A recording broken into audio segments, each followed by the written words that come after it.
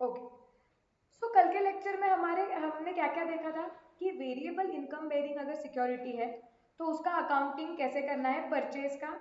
Dividend मिला तो accounting कैसे करना है, सेल के वक्त अकाउंटिंग सेल के वक्त अकाउंटिंग कैसे करना है, बोनस शेयर्स का मतलब क्या होता है, इन्वेस्टर के बुक्स में बोनस का अकाउंटिंग कैसे करना है। और कल के लेक्चर में लास्ट पार्ट में मैंने आपको बताया था कि इस चैप्टर का अब एक लास्ट कंसेप्ट रहा है, वो है राइट शेयर्स। मतलब अगर आपके पास एक कंपनी के शेयर्स है, इक्विटी शेयर्स है, सो उनसे रिलेटेड कुछ राइट शेयर्स भी हो सकते हैं। अब उसका मीनिंग क्या है, ये कंसेप्ट क्या है, देखते हैं। सी सपोज एक कंपनी है, वो कंपनी का नाम ले लो, चलो आरोह लिमिटेड ले लो।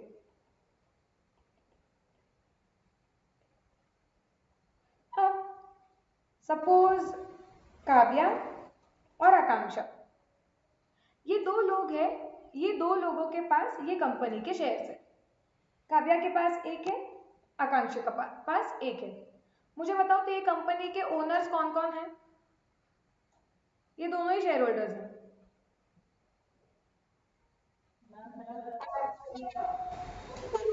ओके, ये दोनों कितने परसेंट ओनर है दोनों? काव्या के पास 50-50%। करेक्ट। अब आरोह लिमिटेड को पैसों की जरूरत है, उसे एक्सपांड करना है ये कंपनी को, तो उसे पैसों की जरूरत थी, उसे और 100 रुपीज की जरूरत थी। तो आरोह लिमिटेड ने डायरेक्टली क्या किया, डायरेक्टली आरोह गया विश्वजीत के पास और विश्वजीत को डायरेक्टली क्या कर दिया, 2 शेयर्स बेच दिए और 100 रुपए ले लिए। ये चीज काव्या और आकांक्षा को बताई नहीं आरोह लिमिटेड ने। 100 रुपए चाहिए, डायरेक्टली नया बंदा ढूंढा, उसे 2 शेयर्स दे दिए, 100 रुपए कलेक्ट कर लिए। ठीक है, 50 रुपीज का एक शेयर है। अब ये जो चीज आरोह लिमिटेड ने की है, क्या ये काव्या और आकांक्षा को अच्छी लगेगी?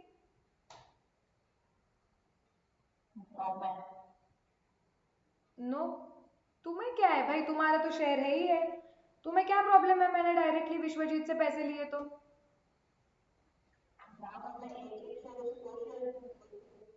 काव्या बोल रही है मैम हमें एक एक शेयर दिए तो उसको 2 क्यों दिए?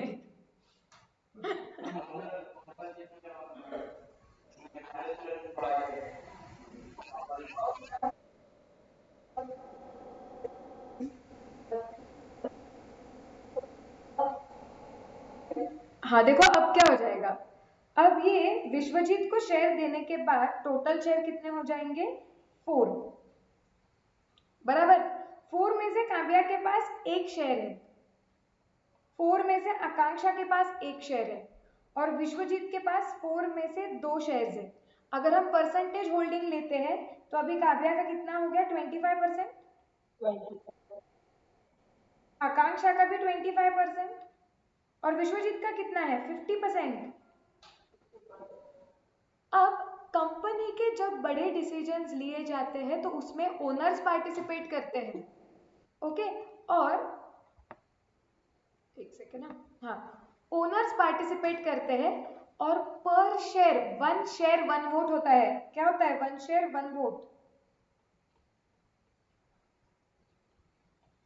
अब मुझे बताओ, पहले मैंने विश्वजीत को शेयर देने के पहले, मेरा आवाज सबको ब्रेक हो रहा है क्या?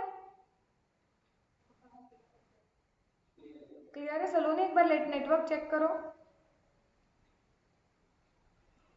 राइट। अब विश्वजीत को शेयर देने के पहले मुझे बताओ, अगर कंपनी में कोई भी डिसीजन लेना होता तो उसमें काव्या और आकांक्षा का कितना परसेंटेज वोटिंग था, कितना कंट्रोल था उन दोनों का कंपनी पे? 50-50 था, आधा आधा था, क्योंकि 1 शेयर 1 वोट था। तो काव्या के पास एक शेयर था, आकांक्षा के पास भी एक शेयर था, दोनों इक्वल वोटिंग कर पा रहे थे। तो कोई भी डिसीजन लेना हो तो काव्या का भी उतना ही से था और आकांक्षा का भी उतना ही से था। यस और नो एवरीबॉडी? यस। अभी जब आरोह लिमिटेड ने डायरेक्टली विश्वजीत को शेयर दे दी, तो मुझे बताओ अब कंपनी में डिसीजन लेते वक्त ज्यादा डिसीजन किसके साइड पे जाएगा? ज्यादा कंट्रोल का पावर किसके पास है? विश्वजीत के पास ज्यादा कंट्रोलिंग पावर है, क्योंकि काव्या के पास एक शेयर है, आकांक्षा के पास एक शेयर है, विश्वजीत के पास दो शेयर है, इनके पास 25% होल्डिंग है, 25% होल्डिंग है, और इसके पास 50% होल्डिंग है। करेक्ट। सो वो 50% कंट्रोल वो कर रहा है कंपनी को, जबकि ये लोग 25-25% इंडिविजुअली कंट्रोल कर रहे हैं। तो बाय डिफॉल्ट विश्वजीत जो बोलने वाला है उसको ज्यादा वेट जा रहा है। तो ऑब्वियसली ये चीज जो की हुई है वो काव्या और आकांक्षा को अच्छी लगेगी क्या? उनका कंपनी के ऊपर का कंट्रोल क्या हो गया है? कम हो गया है। This is called as dilution of control. क्या हो गया है ये? Dilution of control. उनका जो कंपनी के ऊपर कंट्रोल था वो कम हो गया है। पहले वो कंपनी को आधा आधा कंट्रोल कर सकते थे, अब वही कंपनी पे सिर्फ 25% कंट्रोल है उनका उनका कंट्रोल कम हो गया है। So this is not correct. whatever this is happening, this is not fair for the existing shareholders. Okay क्योंकि तुम लोग मुझे क्या बोलने आ सकते हो कि मैम अगर कंपनी को पैसों की जरूरत थी तो आप हमें बोलते थे ना, you should have offered shares to us. Kavya बोलती थी मैम मैं और एक ले लेती थी, आकांक्षा बोलती थी मैं और एक ले लेती थी, और एग्जिस्टिंग जो हमारा कंट्रोल था कंपनी पे 50-50% हम वो कंटिन्यू रख पाते थे। आपने डायरेक्टली बिना बोले यार बाहर वाले को दे दिया, तो कंपनी के ऊपर का हमारा कंट्रोल ही कम हो गया। करेक्ट। ये दिक्कत तो हर शेयर होल्डर को आएगी एग्जिस्टिंग। यस और नो? यस। इसके लिए क्या बोला गया है कि जब भी कंपनी को नए फंड्स की जरूरत होती है, सो अगर कंपनी को न्यू फंड्स की जरूरत है और कंपनी बोल रहा है कि नए पैसे ये हमें ओनर्स से चाहिए, शेयर होल्डर्स से चाहिए, या शेयर्स के थ्रू हम इसे कलेक्ट करने वाले हैं, लोन नहीं लेने वाले हैं, हम शेयर्स के बदले में ये पैसे लेने वाले हैं, तो company must offer these new shares first to the existing shareholders.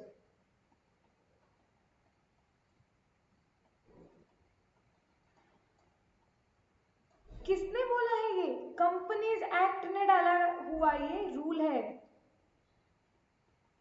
आप पढ़ोगे ये लॉ में कंपनीज एक्ट 2013। सो कंपनीज एक्ट 2013 ये वो लॉ है, it is that statute okay which governs companies, जो कंपनीज को कंट्रोल करता है, कंपनीज के बारे में रूल्स बनाता है। तो इस एक्ट ने बताया हुआ है, ये लॉ ने बताया हुआ है कंपनी को कि भाई जब तुम ऐसे करते हो ना तो एग्जिस्टिंग शेयर होल्डर के साथ नाइंसाफी होती है। इसलिए अगर कंपनी को पैसे चाहिए ओके और अगर कंपनी बोल रही है कि वो पैसे बाहर के मतलब शेयर्स बेच के ही वो पैसे रेज करने वाली है, तो उस केस में कंपनी ने वो शेयर्स पहले एग्जिस्टिंग शेयर होल्डर्स को ऑफर करने चाहिए, और ऑब्वियसली वो ऐसे रेशो में ऑफर होंगे कि जो एग्जिस्टिंग शेयर होल्डर से उनका कंट्रोल सेम रहेगा। ओके तो कंपनी ने क्या करने चाहिए, ये जो कंपनी को पैसे चाहिए जो कंपनी शेयर्स के द्वारा कलेक्ट करने वाली है, कंपनी ने पहले वो शेयर्स किसे ऑफर करने चाहिए? एग्जिस्टिंग शेयर होल्डर्स को, और वो ऐसे ऑफर किए जाएंगे कि अगर सारे शेयर होल्डर्स ने, सारे एग्जिस्टिंग शेयर होल्डर्स ने अगर वो ऑफर किए हुए शेयर्स खरीद लिए तो सबका कंपनी का ओनरशिप जो जैसे पहला था वैसे ही रहेगा। Okay are we clear about this? Yes. Okay हाँ पूछो, कुछ डाउट्स है तो पूछो।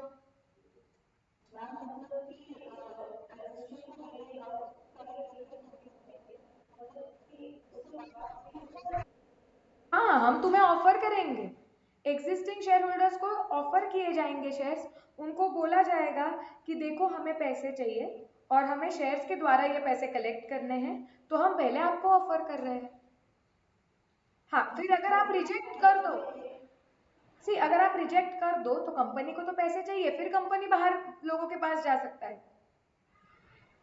लेकिन फिर आप नहीं बोल पाओगे ना, बाद में आप रोओगे तो नहीं कि आपको पता होगा ना, तो बाद में आप ये नहीं बोलोगे मैम मैम आपने कैसे विश्वजीत को शेयर दे दिए, मैं क्या बोलूंगी मैंने तुमको पूछा था। तुमने बोला नहीं चाहिए इसलिए मैंने बाहर वाले को दे दी, करेक्ट? ओके, सो जब कंपनी को फ्रेश इशू करना होता है शेयर्स का, तो कंपनी की ये रिस्पॉन्सिबिलिटी है टू ऑफर दो shares to existing share holders, so that existing share holders have right to maintain their control over the company. These shares offered to the existing shareholders are called as right shares. ये उनके अधिकार है ना, ये उनका कि वो share पहले उनको ऑफर हो, तो ये शेयर को बोलते हैं राइट शेयर्स.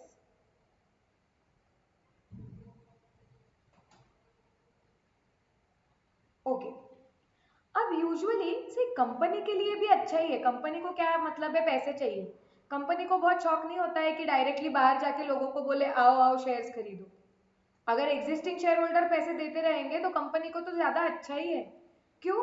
क्योंकि बाहर वाले लोगों को पहले शेयर्स ऑफर करना, फिर उनसे शेयर पैसे लेना, इसमें खर्चा होता है.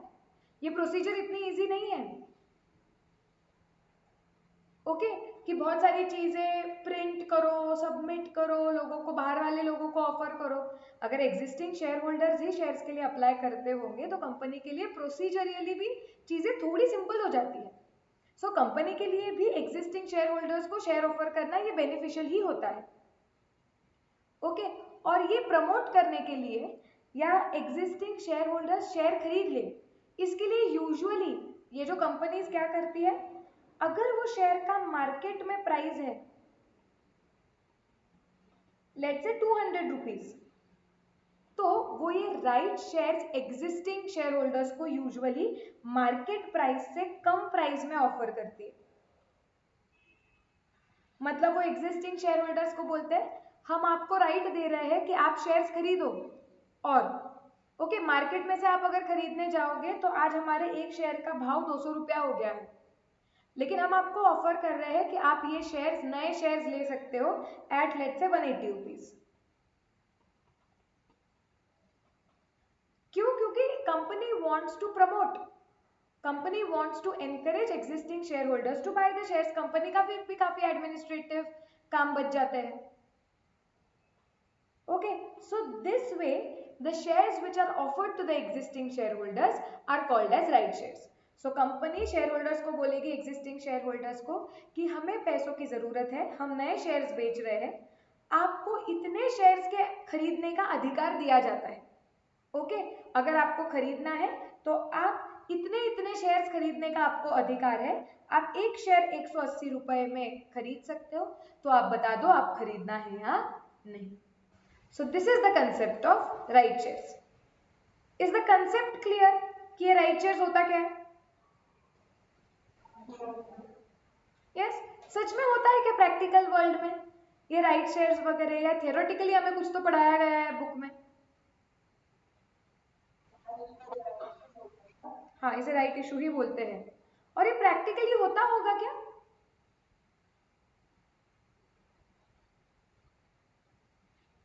हमारे सिलेबस में जो मेजॉरिटी चीजें सीखते हैं वो प्रैक्टिकल वर्ल्ड में होती है, इसके लिए ही वो कैसे करनी है हम सीखते हैं. जैसे मैं आपको दिखाती हूँ, बीच में ना M&M फाइनेंस करके एक कंपनी है, उसने राइट शेयर्स ऑफर किए थे.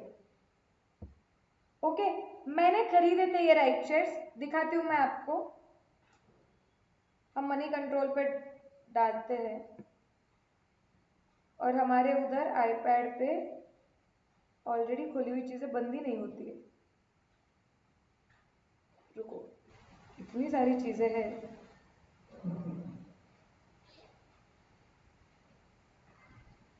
राइट इशू इधर होगा, M&M,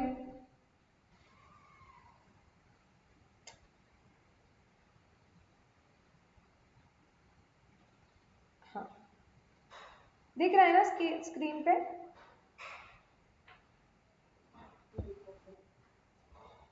यस, देखो कुछ तो मनी कंट्रोल पे न्यूज है. हो गया, इसको टाइम हो गया.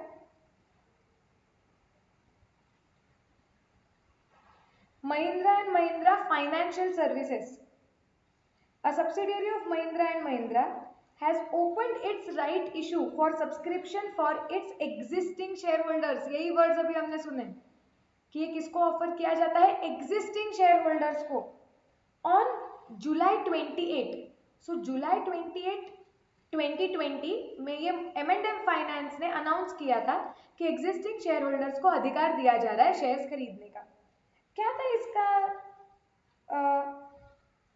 कि 10 पॉइंट्स, इंपॉर्टेंट पॉइंट्स कहते हैं इशू के। देखो, issue price, the rights issue price has been fixed at ₹50 per share.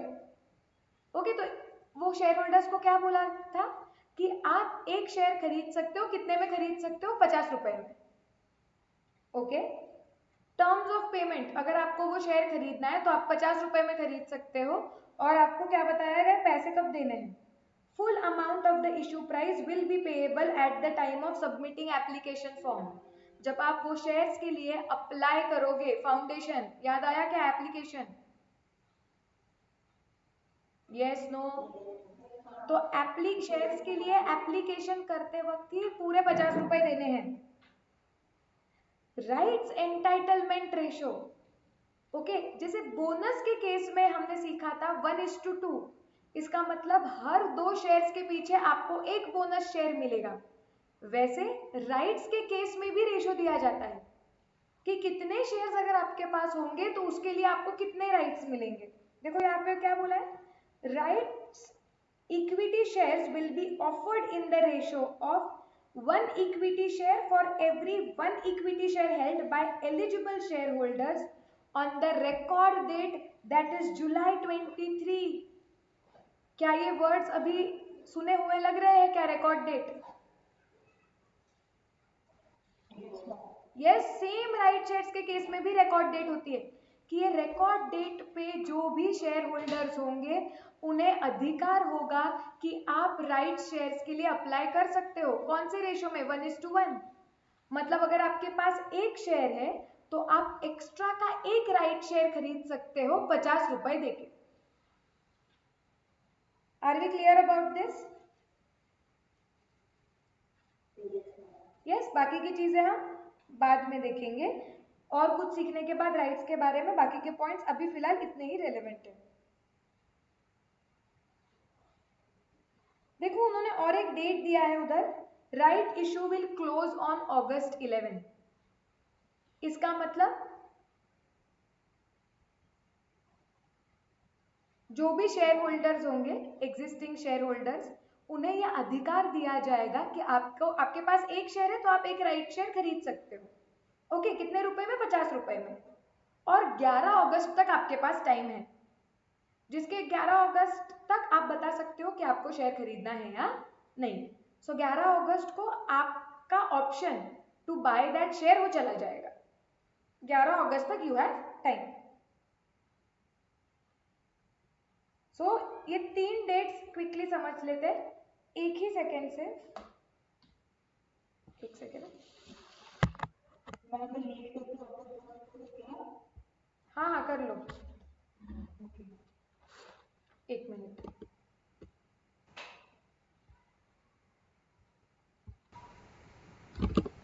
Right, तो इसके जो कुछ इंपॉर्टेंट डेट्स है वो समझ लो, ये डेट समझना इंपॉर्टेंट है।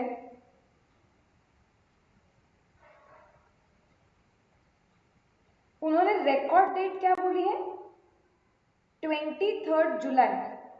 सी, टाइमलाइन समझ लो, इनके केस में हुआ क्या था, टाइमलाइन उन्होंने बोला है 23 जुलाई इज रिकॉर्ड डेट। लेकिन ना ये थोड़ा सा मुझे, एक सेकेंड रुको, सर्च करने दो।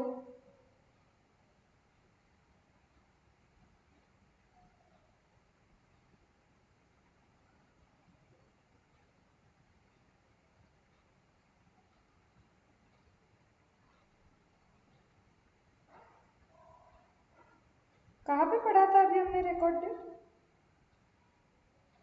हाँ, यहाँ पे।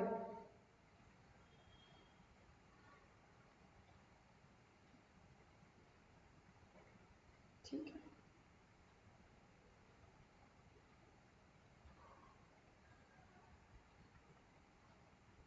सो बेसिकली कंपनी ने बोला है कि 23 जुलाई को जो भी शेयर होल्डर्स होंगे, ठीक है, एग्जिस्टिंग शेयर होल्डर्स, वो रिकॉर्ड डेट है, तो उस दिन जो भी शेयर होल्डर्स के नाम पे शेयर होगा, वो एग्जिस्टिंग शेयर होल्डर्स के पास एक अपॉर्चुनिटी होगा कि उनको हम राइट दे रहे हैं कि for every 1 share held you can buy 1 more share. Okay, और जब ये 1 मोर शेयर आप बाय करते हो, आप बाय कर सकते हो उसे 50 रुपए में। ओके, अगर आपको ये बाय करना है तो एप्लीकेशन डेट खुल रही है 28 जुलाई को। आप 28 जुलाई से 11 अगस्त तक ये शेयर्स अप्लाई कर सकते हो। ओके, अब आप एक चीज पूछ सकते हो कि मैम लेकिन आपने बोला था कि यूजुअली कंपनीज ऐसे करती है कि मार्केट में वो शेयर का जो प्राइस होगा यूजुअली उससे सस्ते में एग्जिस्टिंग शेयर होल्डर्स को ऑफर करता है। चेक करते हैं कि सच में M&M फाइनेंस ने भी वो किया था क्या। वो लोग कौन सी डेट पे ये बोल रहे हैं? 28 तारीख को ना। देखो हम प्राइस चेक करते हैं इनका, आपको हमेशा बैकडेटेड प्राइस मिलता है, हिस्टोरिकल प्राइस।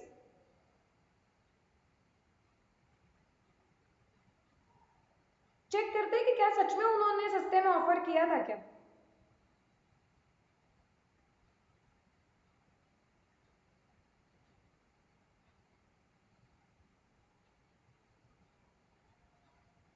हमें क्या चाहिए, 6 मंथ्स, 6 मंथ्स, या चलो 1 ईयर का पीरियड लेते हैं हम। कौन सा डेट चाहिए हमें? रफली अराउंड जुलाई चाहिए ना। देखो स्क्रीन पे दिख रहा है क्या प्राइस तुम लोगों को? रुको जूम करती हूँ मैं थोड़ा। 23 जुलाई को ये देखो, कुछ 17 जुलाई को वो एक शेयर की प्राइस 126 थी। उसके बाद 23 जुलाई को 148 है, 28 जुलाई को 135 है। मतलब अगर आप मार्केट से वो शेयर खरीदते थे उसका प्राइस कितना था? 135। जबकि अगर आप एग्जिस्टिंग शेयर होल्डर हो तो अभी आप वो कंपनी के पास से ही शेयर खरीद सकते थे। कितने में? 50 रुपए में। तो क्या आपको सस्ते में ऑफर हो रहा है शेयर या नहीं? हो रहा है? समझा आपको? ये दिख रहा है स्क्रीन पे? यस।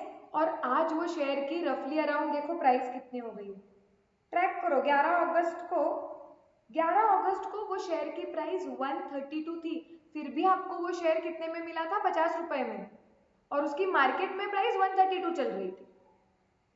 ओके, उसके बाद आज अगर आप देखते हो तो वो लेटेस्ट उसकी प्राइस अभी तो काफी हाई जाके आया था M&M फाइनेंस, कुछ 205 तक पहुंच गया है।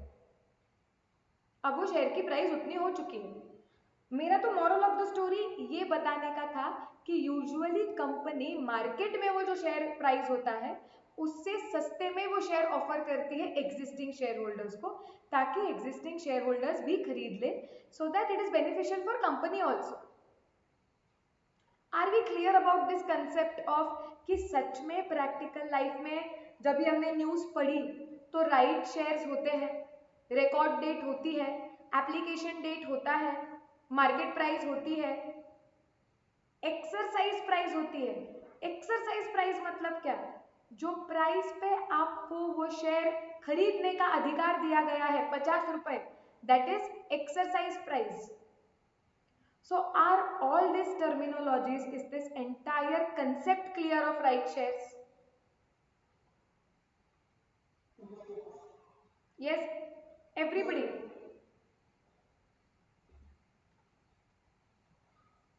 Okay, so ये 50 रुपए क्या थी? एक्सरसाइज प्राइस थी।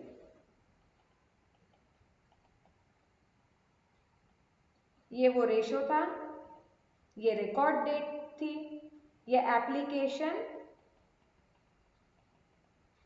राइट शेयर्स के लिए अप्लाई करने के लिए पीरियड 28 जुलाई को चालू हो रहा था, 11 अगस्त को क्लोज हो रहा था। ओके, चलो, so this was the concept of right shares. अब क्या थियोरी क्वेश्चन थोड़ी आने वाला है हमें इसका कि कंसेप्ट हो गया। चलो अब हमें सीखना है कि ये शेयर्स एग्जिस्टिंग शेयर होल्डर्स अगर खरीदते हैं, ओके, अगर ये राइट ऑफर किया जाता है, एग्जिस्टिंग शेयर होल्डर्स उसके साथ क्या क्या कर सकते हैं और उसका अकाउंटिंग कैसे होता है। सो नोटबुक में अब ये हम चार्ट बनाएंगे।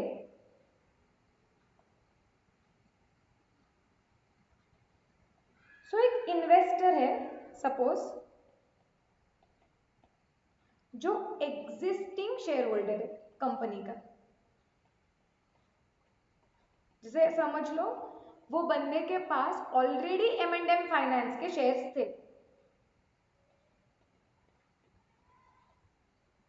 उसके बाद कंपनी ने अनाउंस किया कि जिसके पास भी एक शेयर है उसे नया एक शेयर खरीदने का हम राइट देते हैं 50 रुपए। ओके, तो अब ये जो इन्वेस्टर है, लेट्स से ये इन्वेस्टर है विश्वजीत,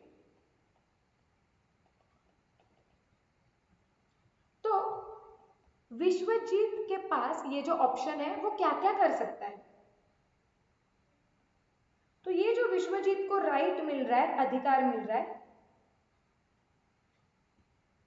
विश्वजीत ये अधिकार के साथ 3 चीजें कर सकता है। ओके, ऑप्शन 1 क्या कर सकता है वो, he will exercise his rights. इसका मतलब क्या, विश्वजीत बोलता है कि मुझे जो ये अधिकार दिया हुआ है, हाँ मुझे यूज करना है वो अधिकार, I really want to buy shares. Okay, तो उस केस में एंट्री क्या आएगी, आप में से कोई ट्राई करना चाहेगा, उस केस में एंट्री क्या आएगी विश्वजीत के बुक्स में, in the books of investor ही सीखते हैं ये चैप्टर में।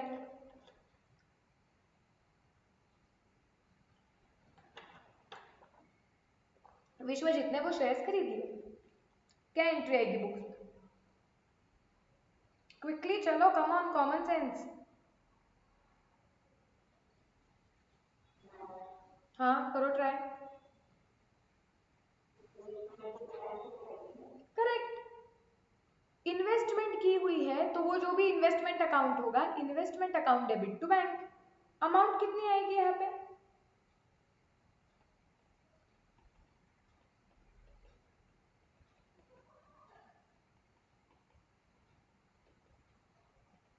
कितने में खरीद पाएगा विश्वजीत एक शेयर, 50 रुपए में। तो उसके पास अधिकार है, सपोज विश्वजीत के पास एक ही शेयर है, तो विश्वजीत के पास अधिकार है सिर्फ एक शेयर खरीदने का, और तो अगर उसने वो अधिकार एक्सरसाइज कर लिया, एक्सेप्ट कर लिया, यूज कर लिया, तो वो एक शेयर खरीद पाएगा। Investment account debit to bank, 50 रुपए पे, एक्सरसाइज प्राइस पे, जो भी पैसे पे करेगा वो प्राइस पे। यस और नो, यस, ओके। सी, अभी सपोज विश्वजीत को लग रहा है कि यार ये कंपनी ठीक है, ये बोल रहे हैं 50 में शेयर खरीदो, लेकिन मुझे ये कंपनी पे इतना भरोसा नहीं है, मुझे नहीं लग रहा है कि मैं और 50 रुपए इसमें डालूं और आगे जाके फ्यूचर में मुझे इससे रिटर्न मिलेगा, I am not very sure about it.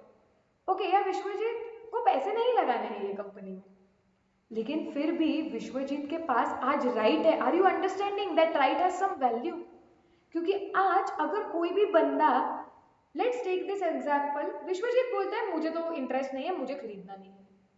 Now on the other hand Mohammed feels that कि ये कंपनी अच्छी है और 50 रुपए में मिल रहा है, कुछ बुरा नहीं है। ओके, लेकिन Mohammed is not the existing share holder. तो अगर मोहम्मद के पास M&M फाइनेंस के शेयर है ही नहीं, तो उसको अधिकार देगी क्या कंपनी नया शेयर 50 रुपए में खरीदने के लिए? नहीं, because he is not existing share holder, but he really thinks कि यार ये ऑफर अच्छा है, और एक दिन बात करते हुए वो विश्वजीत को बोलता है ये इन्होंने अच्छा किया है। विश्वजीत बोलता है हाँ यार, लेकिन मुझे तो कुछ नहीं लग रहा है कंपनी में दम, मैं तो, मेरे पास है शेयर, मेरे पास राइट भी है, लेकिन मैं कुछ खरीद नहीं रहा हूँ। तो मोहम्मद बोलता है एक काम कर देना भाई, तू मुझे दे दे तेरा राइट। तो क्या Vishwajeet, can existing share holders sell their rights to somebody else? And the answer is yes. अगर एग्जिस्टिंग शेयर होल्डर के पास ये नया शेयर 50 रुपए में खरीदने का अधिकार है, तो एग्जिस्टिंग शेयर होल्डर ये अधिकार किसी और को भी बेच सकता है। ऑब्वियसली विश्वजीत थोड़ी फ्री में बेचेगा, आपने ही देखा उस दिन वो शेयर की वैल्यू कितनी थी, समवेयर अराउंड 130 के अराउंड घूम रही थी। तो वो शेयर 50 रुपए में मिल रहा है, तो वो अधिकार का कुछ वैल्यू तो है ही, डिस्काउंट है ये तो, कुछ अधिकार तो है, वो कुछ वैल्यू है उसकी। तो मोहम्मद बोल सकता है कि देख, तेरा जो ये राइट है तो मुझे दे दे ये राइट, और उसके बदले में थोड़े पैसे ले ले। ओके, इससे क्या हो जाएगा कि मोहम्मद क्या बोलेगा कि अरे अच्छा है ना, मैं अगर विश्वजीत 20 रुपए भी ले लेता है तो भी मैं विश्वजीत को 20 रुपए दे दूंगा, मैं शेयर खरीदने के लिए 50 रुपए दूंगा, फिर भी शेयर मुझे 70 रुपए में मिलता है, फिर भी मोहम्मद विन विन में है, अच्छे पोजीशन में है। यस और नो? यस। और विश्वजीत तो वैसे भी खरीदने नहीं वाला था, उसे बेच के पैसे मिल ही रहे हैं। सो existing shareholder need not compulsorily buy the share, exercise his rights, he can sell the share. So इसे बोलते हैं renunciation of rights. Okay, so क्या बोलते हैं, he can renunciate the right, बेच सकता है वो ये राइट को। ओके, अब वो जितने में भी ये राइट बेच देगा मोहम्मद को, वो उसे उसकी एंट्री तो मारनी पड़ेगी। एंट्री क्या आएगी बुक में, बैंक अकाउंट डेबिट, विश्वजीत को पैसे आ रहे हैं, और ये जो पैसे है ये इनकम है, इनका इन्वेस्टमेंट्स के साथ एक्चुअली कोई लेना देना नहीं है, ये तो इसे राइट मिला, इसे बेच दिया, ये उसकी इनकम हो गई, and that is why it is credited to P&L account. Are we clear about this?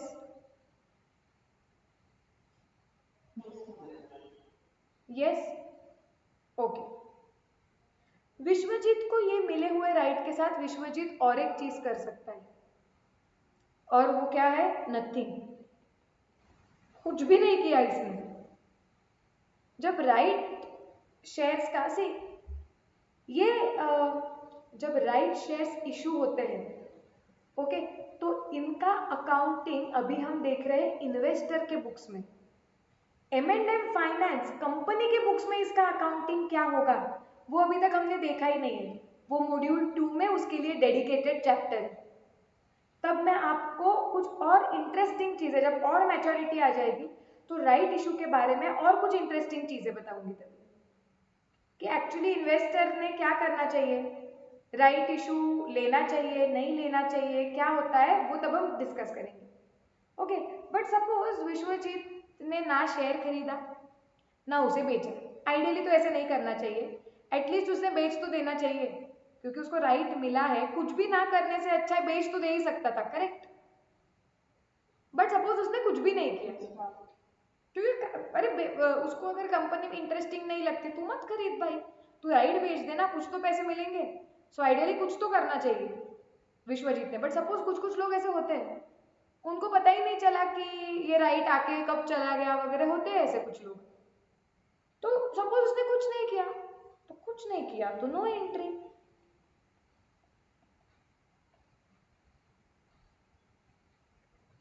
Okay, so concept of right, existing share holder right के साथ क्या क्या कर सकता है, उसकी अकाउंटिंग एंट्री, क्या ये पार्ट सबको एब्सोल्युटली क्लियर है? यस, ये चार्ट नोटबुक में लिख लो। हाँ,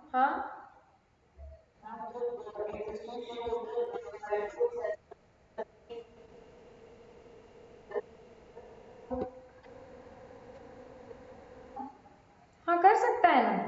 राइट की यूजुअली वैल्यू क्या होती है वो दूसरे चैप्टर में देखेंगे, बट अगर आप कॉमन सेंस से सोचोगे, आप देखो ना, उस दिन वो शेयर मार्केट में मिल रहा था 130 रुपए में।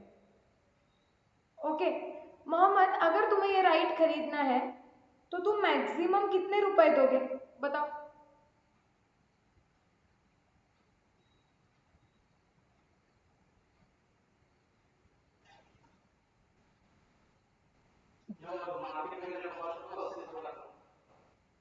उससे थोड़ा कम नहीं, थोड़ा लॉजिक लगाओ, एग्जैक्ट फिगर बताओ कि मैक्सिमम तुम कितना अमाउंट दोगे विश्वजीत को।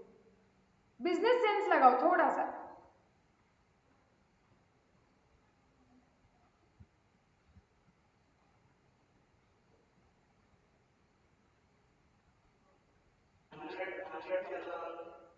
हंड्रेड के अंदर दोगे। सपोज विश्वजीत, तो सपोज मोहम्मद तुम 100 पे करते हो, ठीक है, विश्वजीत को, फिर तुम्हें शेयर खरीदने के लिए प्लस कंपनी को 50 रुपया देना पड़ेगा, मतलब तुम्हें शेयर पड़ेगा 150 में। उससे अच्छा मार्केट से खरीद लेते थे 130 में।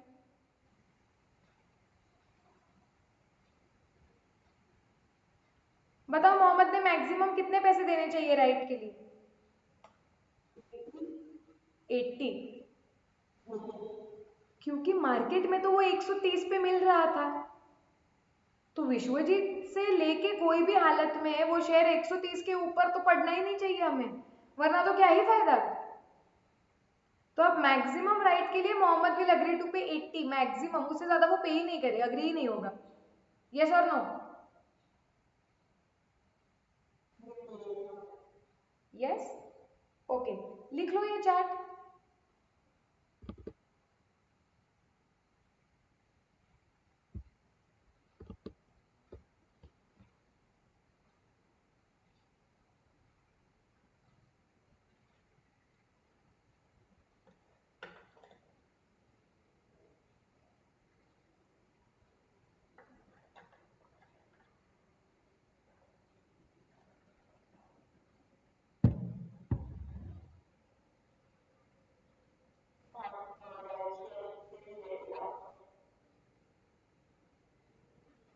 क्या आएगा, क्या दिखाओ? ऊपर क्या लिखा था? अच्छा, ऊपर मैंने ये लिखा था।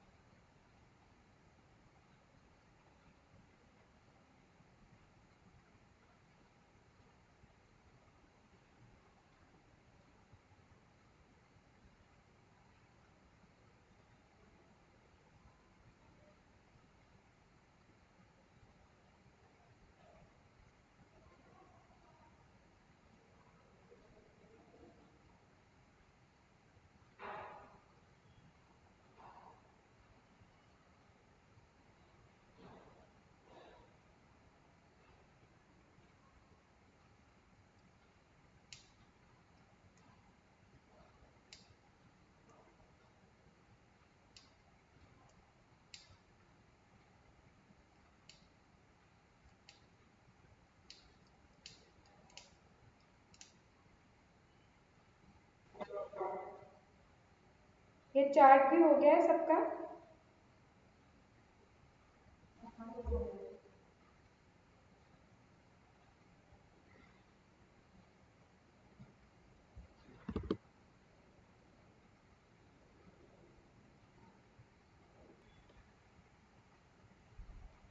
चलो सबका लिख के हो गया, तो अब हम आगे के कंसेप्ट पे जाते हैं राइट शेयर से रिलेटेड।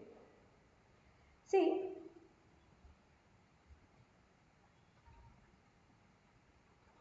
ये जो M&M फाइनेंस है, इस कंपनी ने ये अनाउंसमेंट किया। ओके, अनाउंसमेंट कब किया? 20 जुलाई को। क्या अनाउंस किया?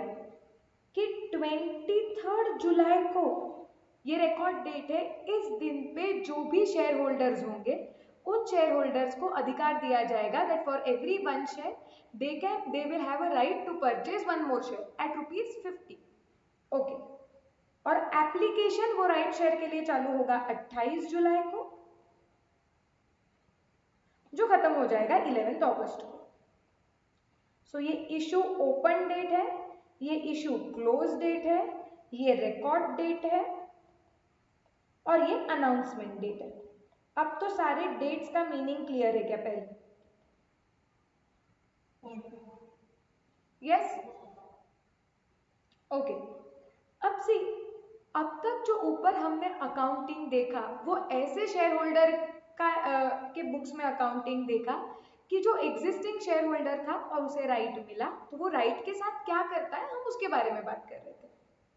ओके, अब मेरे जैसे इन्वेस्टर की बात करते हैं कि 20 तारीख को जब ये अनाउंसमेंट हुई, ओके, तो मुझे पता है कि यार ये तो अच्छा राइट लग रहा है, ये अच्छा कंपनी ने ऑप्शन दिया है कि एग्जिस्टिंग शेयर होल्डर को एक नया शेयर मिलेगा खरीदने के लिए, वो भी 50 रुपए में, फॉर एवरी 1 शेयर हेल्ड। तो मैंने 20 जुलाई को सोचा रिकॉर्ड डेट कब है? 23 तारीख को ना। तो क्या इसके बीच में मैं शेयर खरीद सकती हूँ क्या? यस और नो? Yes, why not? मैंने ये किया था, मेरे पास M&M फाइनेंस के शेयर्स नहीं थे।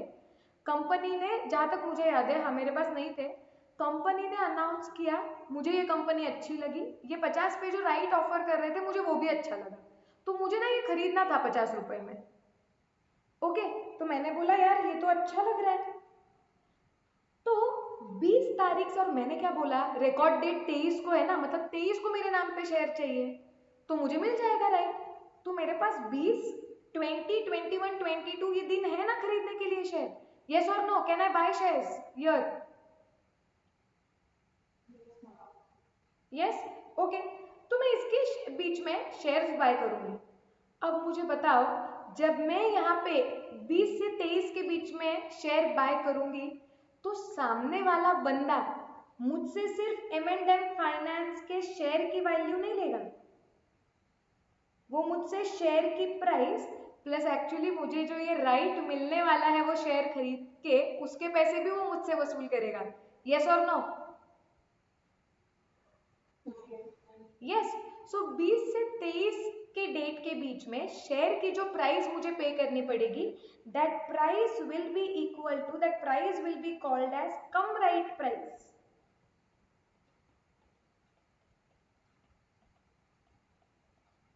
सोफा कम बेड सुना है, जिसमें सोफा प्लस बेड बन जाता है, ये वैसा ही है कि जब वो डेट के बीच में आप शेयर खरीद रहे हो तो आप M&M फाइनेंस के शेयर के लिए पैसे दे रहे हो, प्लस आप राइट के लिए भी पैसे दोगे, क्योंकि सामने वाले बंदे को पता है।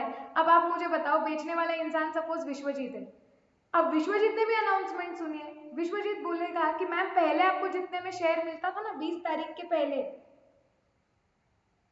अब सिर्फ उतने वैल्यू पे नहीं मिलेगा, मुझे पता है आपको राइट भी मिलने वाला है शेयर 50 रुपए में खरीदना, तो मैं थोड़े से आपको शेयर खरीदने के लिए थोड़े ज्यादा पैसे देने पड़ेंगे, because indirectly I will be getting right also along with the share, so the price which I will pay will be come right price. Yes or no? Yes, सबको समझ रहा है ये?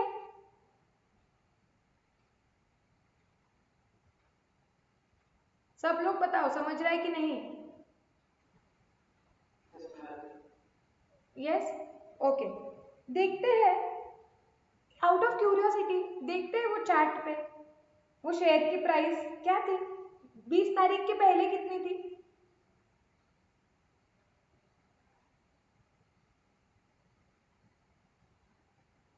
ये देखो,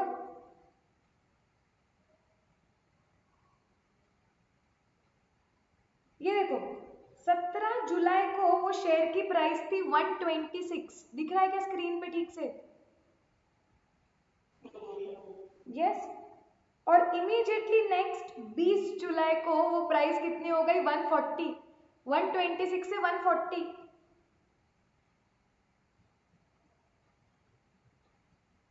ओके, और 22 को देखो उसकी प्राइस है 153, 23 को 148, और 23 के बाद देखो वो गिरने लगी वापस 128 के रेंज में आ गई। क्यों?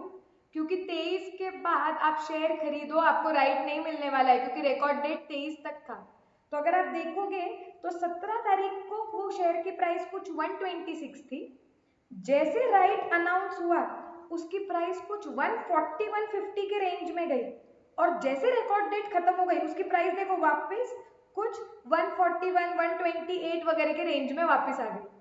सो कुछ 126 थी, रफली अराउंड हुआ 140 150 के रेंज में गया, और फिर वापस से जैसे रिकॉर्ड डेट खत्म हो गया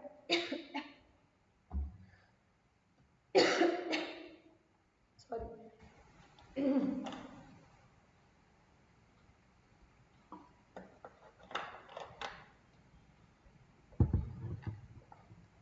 जैसे रिकॉर्ड डेट खत्म हो गया उसकी प्राइस वापस से नीचे आ गई। क्यों? क्योंकि अगर आप ऑब्जर्व करोगे तो 20 तारीख से 23 तारीख के बीच में जो बंदा शेयर खरीद रहा है उसे सिर्फ शेयर नहीं मिलेगा, वो राइट के लिए भी पैसे देगा, क्योंकि 23 तारीख को शेयर उसके नाम पे होगा और उसे राइट मिलेगा सस्ते में शेयर खरीदने का। तो इस प्राइस के बीच में वो शेयर कितने में, जो प्राइस वो पे करेगा 20 से 23 के बीच में, that will be come right price. So he will be paying also for the right which he is getting. इसके लिए उसे शेयर थोड़ा महंगे में पड़ेगा। यस और नो, ये समझा कि नहीं? मैंने प्रैक्टिकली आपको दिखाया है कि ऐसे हो रहा है। Yes no? जैसे मुझे याद है शायद से मैंने ये खुद ने ही शेयर कुछ 140 में वगैरह खरीदा था, शायद से, मुझे भी इतना याद नहीं है, बट 140 में वगैरह खरीदा था। ओके, सो ये कम राइट हो गया। चलो, सो ये बेसिकली आप वहां पे कम राइट ये इन्वेस्टर खरीदता है। तो अगर कोई शेयर होल्डर कोई शेयर खरीद रहा है और वो कम राइट प्राइस पे खरीद रहा है, तो हमें देखना है कि उसके बुक्स में अकाउंटिंग क्या होगा, और फिर जब उसे राइट मिल जाएगा 23 तारीख को तो उसका अकाउंटिंग क्या होगा। ओके, तो जब कोई इन्वेस्टर वो शेयर खरीदेगा 20 से 23 के बीच में, जितने भी पैसे देके, वो कम राइट प्राइस है क्योंकि वो शेयर के साथ राइट के प्राइस भी पे करे, तो उसके बुक्स में एंट्री क्या आ जाएगी? उसके बुक्स में सिंपल एंट्री आ जाएगी, इन्वेस्टमेंट अकाउंट डेबिट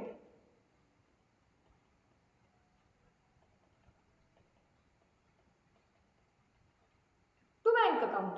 जितने में भी उसने शेयर खरीदा, अभी उतने में उसे शेयर मिला है तो वो एंट्री मारेगा investment account debit to bank, जो भी उसकी परचेज प्राइस होगी उस पे। Are we clear?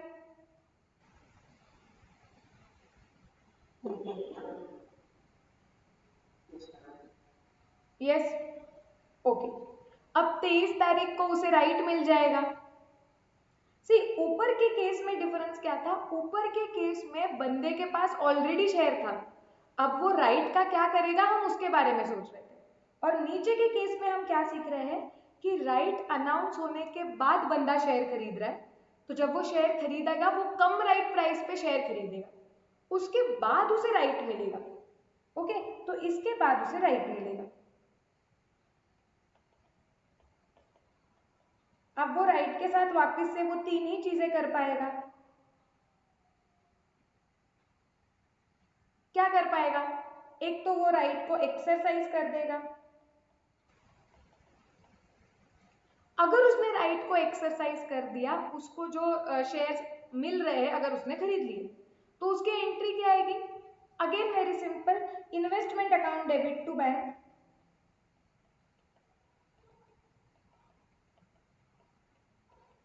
जो भी उसकी एक्सरसाइज प्राइस होगी, जितने में भी वो नए शेयर्स खरीद लेगा वो investment account debit to bank. So इससे क्या हो जाएगा? जब उसने ओरिजिनल शेयर खरीदा तो जितने भी पैसे देके खरीदा, एंट्री आ गई investment account debit to bank. Okay, कि जितने में भी वो शेयर खरीदा उतने में उसे वो शेयर मिला, तो investment account debit to bank. फिर उसको राइट मिला, अगर वो राइट एक्सरसाइज कर लेता है तो वो वापस एंट्री मारेगा investment account debit to bank. नए शेयर्स उसने खरीदे, जो वैल्यू पे खरीदे वो एंट्री मारते। Are we clear about this?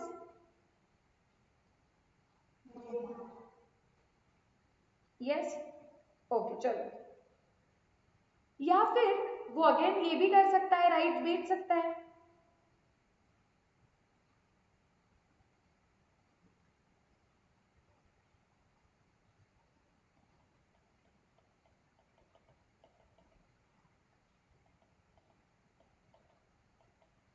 Okay, now इस केस में अगर वो राइट बेचता है तो लॉजिकली उसने एंट्री क्या मारनी चाहिए? उसने एंट्री मारनी चाहिए bank account debit to investment account. तुम बोलोगे मैडम क्यों? तुम बोलोगे मैम देखो, वो ऊपर वाले बंदे, ऊपर वाले केस में भी राइट मिल रहा था, तब आपने क्या बोला कि राइट बेच के ये तो कमाई है तो P&L को जाना चाहिए। अब जब यही बंदा राइट बेच रहा है तो आप P&L में नहीं डाल रहे हो, क्यों? क्योंकि डिफरेंस क्या है, ये बंदे ने जब शेयर खरीदा था तो उसे राइट के लिए अलग से पैसे देने पड़े थे, याद आ रहा है क्या? उसने कम राइट बेसिस पे शेयर खरीदा था। जब इसने शेयर खरीदा था तो उसे शेयर प्लस राइट के लिए ज्यादा पैसे देने पड़े थे, शेयर प्राइस बढ़ गई थी, तो उसने investment account debit to bank ये एंट्री मारी थी और इसमें राइट के लिए भी पैसे दिए गए थे। तो अगर अभी वो राइट बेच रहा है तो उस केस में वो जो पैसे उसने भरे हुए हैं ये तो उसकी वसूली हो गई इनडायरेक्टली।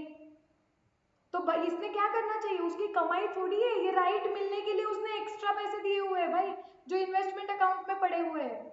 अब राइट बेच के कुछ पैसे मिल रहे हैं तो वो इन्वेस्टमेंट अकाउंट में जो कॉस्ट पड़ा हुआ है वो कॉस्ट कम करोगे आप। यस और नो एवरीबडी? तो अगर आप कम राइट बेसिस पे शेयर खरीदते हो और उसके बाद राइट बेचते हो तो वो राइट को बेच के जो पैसे आएंगे वो आपको डालने पड़ेंगे इन्वेस्टमेंट अकाउंट के क्रेडिट में, वो आपकी कमाई नहीं है, वो आपके कॉस्ट की रिकवरी हो रही है ये तो। Yes, yes. या फिर ये बंदा भी, ये तो मतलब ये बहुत इलॉजिकल केस है कि वो कुछ भी नहीं करेगा, क्योंकि हाँ बोलो।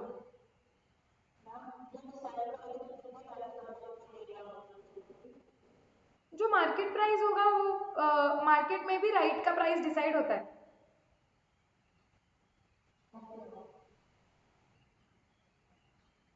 ओके, अब ये थर्ड केस बहुत इलॉजिकल है। क्यों? क्योंकि आपने खींच खींच के वो शेयर खरीदा कम रेट पे, आपने बोला कि नहीं नहीं 20 से 23 के बीच में मुझे शेयर चाहिए, बड़े महंगा पड़े, थोड़ा राइट के लिए पैसा देना पड़े चलेगा, क्यों? क्योंकि मुझे सस्ते में शेयर मिलने वाला है तो मुझे वो राइट चाहिए।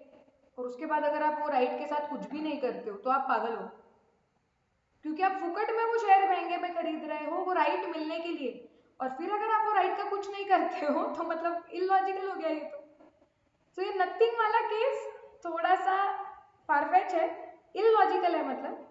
बट अगर वो सच में राइट के साथ कुछ नहीं करता है तो हम कुछ भी नहीं कर सकते, नो एंट्री। तो तुमने वो ओरिजिनल शेयर जितने में भी खरीदा वो तुम्हारा शेयर की प्राइस ही है, वो तो वैसे ही दिखते रहेगा, क्योंकि ना तुमने नया शेयर खरीदा ना तुमने राइट बेचा, तो तुमने जितने में शेयर खरीदा वो तुम्हारी वैल्यू हो गई वो शेयर की। यस और नो?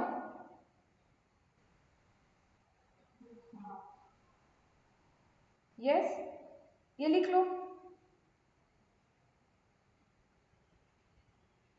यहाँ पे लिख लो purchases share on cum right basis.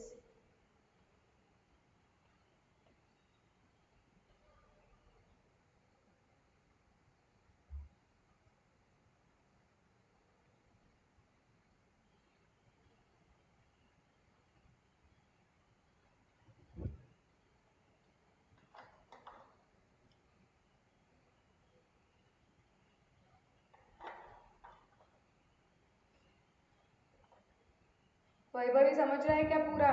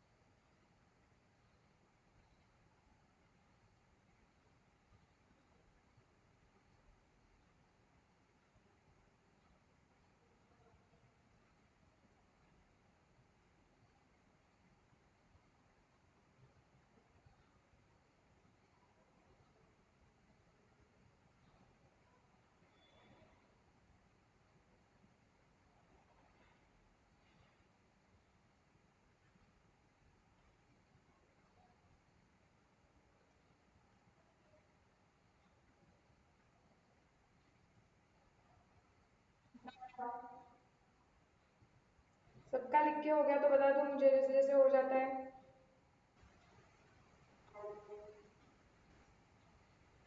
Yes yes, लिखो लिखो, शांति से लिखो और सही से लिखो।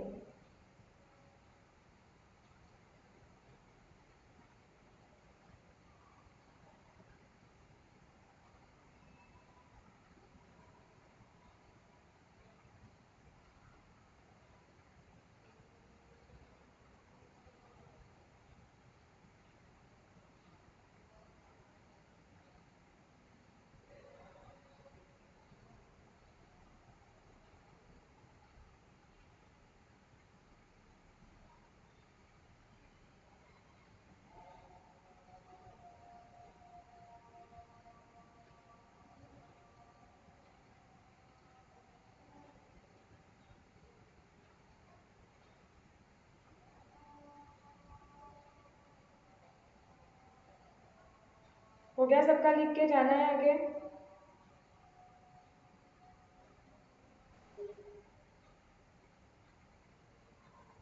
यस, चलो। सो बेसिकली जो कंसेप्ट थे ये चैप्टर के खत्म हो गए हैं। अब हमें फटाफट क्या सॉल्व करने हैं, सिर्फ इलस्ट्रेशन। अब इसकी इलस्ट्रेशन सॉल्व करने में बहुत मजा आएगा। अभी कैसे हो रहा था, थोड़ा थ्योरी थोड़ा सम्स, अब पूरे इलस्ट्रेशन ही करने हैं। पहले तुम्हारे होमवर्क क्वेश्चंस चेक कर लेने हैं क्या?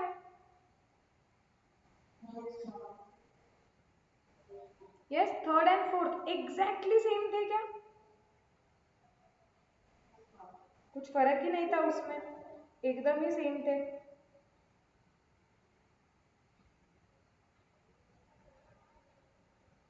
एक सेकेंड।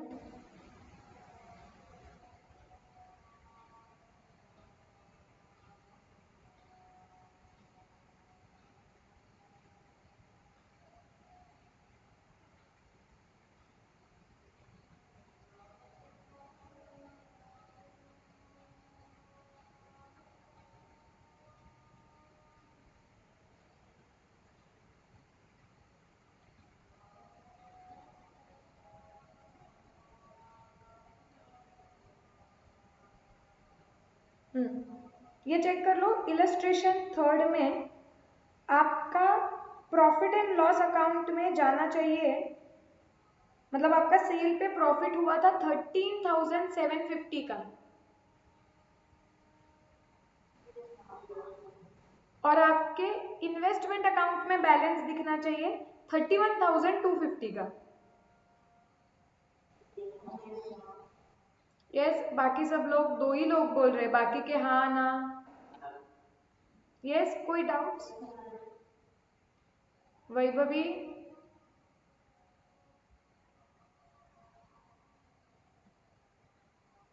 ओके, चलो। और जो क्वेश्चन नंबर 4 था उसमें आपका सेल पे प्रॉफिट आ रहा है 15,500 का। यस, और आपका बैलेंस आना चाहिए 4,10,000 का। Yes, so very simple. Let's go to illustration 5। करेंगे, क्वेश्चन बैंक के तो बहुत छोटे छोटे थे ना। चलो कर लेते, अब भी कर लेते, मतलब होमवर्क चेक हो जाएगा।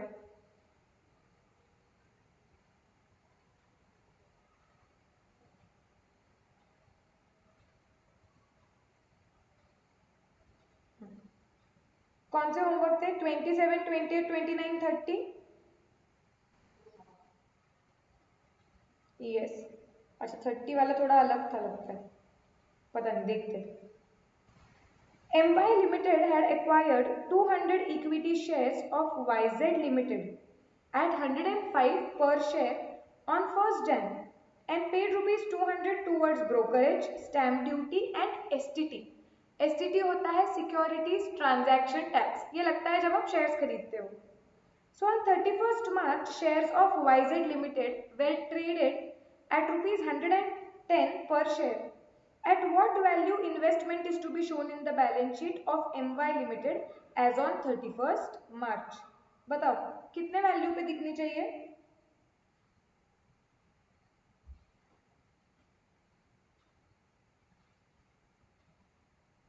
ये होमवर्क किया है कि नहीं? हाँ बोलो।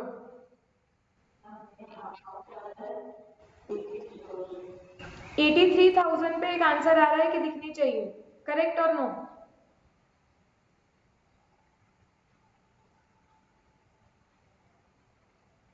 जनता बोलोगे क्या? जल्दी जल्दी सम्स भी सॉल्व करने हैं हमें, बहुत सम सॉल्व करने हैं। ठीक है देखते हैं, चलो क्या करना पड़ेगा। पहले आप कॉस्ट लिखोगे, कितने में दिखते होंगे वो शेयर्स? 200 शेयर्स खरीदे थे 105 रुपए पे इंटू 105, मतलब 21,000। और उसमें आपने ब्रोकरेज वगैरह पे किया है एक्विजिशन कॉस्ट प्लस 200 का, मतलब 21,200 वो शेयर्स का कॉस्ट है। Yes, okay. अब उनकी फेयर वैल्यू देखते हैं। ये 1 जैन को खरीदे थे, अब 31 मार्च को वो शेयर्स की फेस वैल्यू कितनी है? 110। सो मतलब तुम्हारे पास है ही 200 शेयर्स, 200 इंटू 110 मतलब 22,000। अब मुझे बताओ क्या ज्यादा है, कॉस्ट या फेयर वैल्यू? हम रिकॉर्ड किस पे करेंगे? कॉस्ट और fair value which ever is lower, right? तो तुम्हारे शेयर्स दिखने चाहिए 21,200 पे। 80,000 कहाँ से आया फिगर?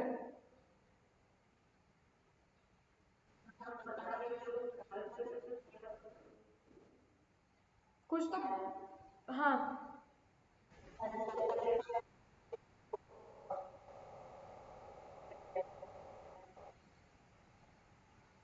क्या 200 से मल्टीप्लाई नहीं किया? बट वो करना ही पड़ेगा क्योंकि उन्होंने पूछा है what value investment will be shown in balance sheet, so it will be shown at 21,200। Clear है क्या? जाना है नेक्स्ट पे? चलो अब नेक्स्ट देख लेते हैं।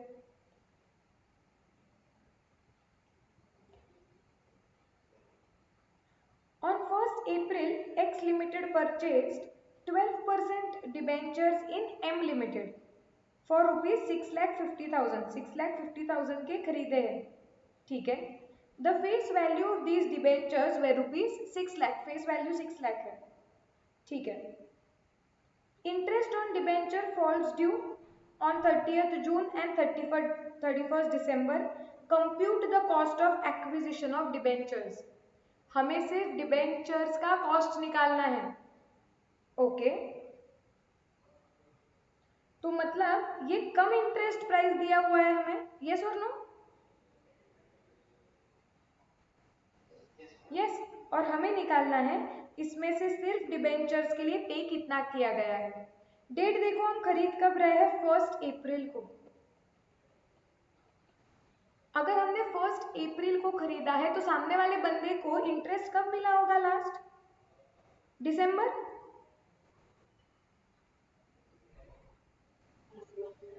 यस, तो हमें उसे इंटरेस्ट देना पड़ेगा जनवरी फरवरी मार्च, 3 महीने का। जब हम उसे 6,50,000 पे कर रहे हैं, उसमें से तो 3 महीने का हमने इंटरेस्ट पे किया होगा। कैसे आएगा वो? डिबेंचर्स की फेस वैल्यू है 6 लाख की, 6 lakh multiplied by 12%, divide by 12 multiplied by 3, मतलब 18,000।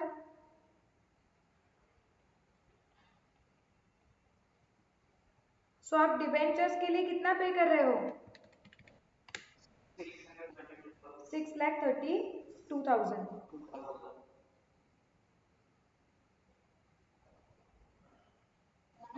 यस।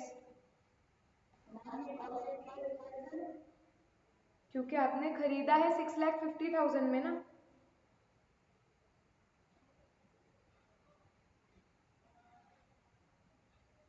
अगर आप ये, हाँ ठीक है, अब यहाँ पे एक डाउट आ सकता है कि मैम ये 6,50,000 में बताया नहीं है कि कम इंटरेस्ट है क्या नहीं।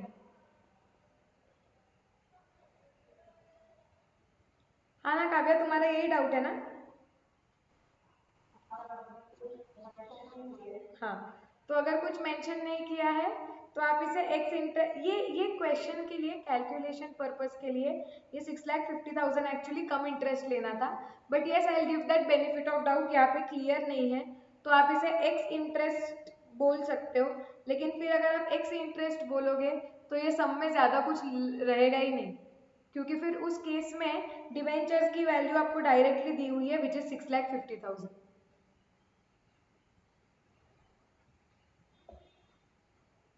तो क्वेश्चन में दोनों चीजें लिख लो। Case 1 6,50,000 is cum interest, case 2 6,50,000 is ex interest, दोनों लिख लेंगे हम वहां पे लिख लो। क्वेश्चन बैंक आपको अभी तक मैंने सर्कुलेट नहीं किया ना? हाँ, ये बुक मैं आपको भेज दूंगी, गूगल गूगल ड्राइव की लिंक आ जाएगी, उसमें से देख सकते हो।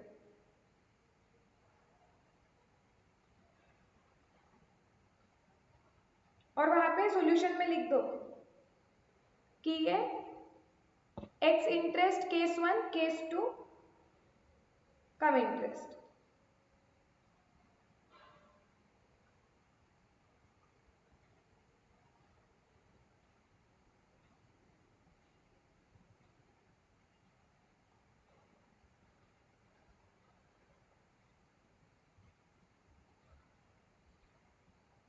एक सेकेंड ना, मुझे बस यहाँ पे चेंज कर लेने दो।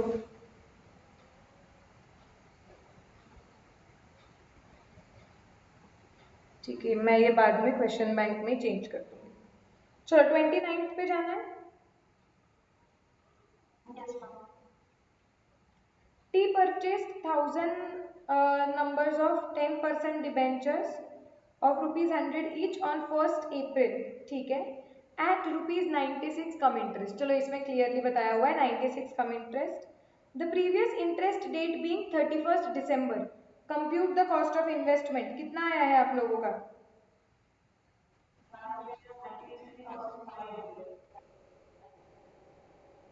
93,500। चलो मैं एक बार चेक करती हूँ। सो बेसिकली मैंने कितने में खरीदा है? 96 रुपीज में खरीदा है पर डिबेंचर।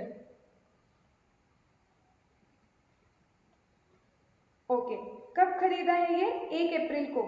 लास्ट इंटरेस्ट कब मिला था? 31st December। अगेन मतलब जनवरी फरवरी मार्च 3 महीने का हमने इंटरेस्ट पे किया होगा। ओके, फेस वैल्यू 100 है, into 10% divide by 12 multiplied by 3, मतलब कुछ 2.5 तो आपने पे किया है इंटरेस्ट के लिए।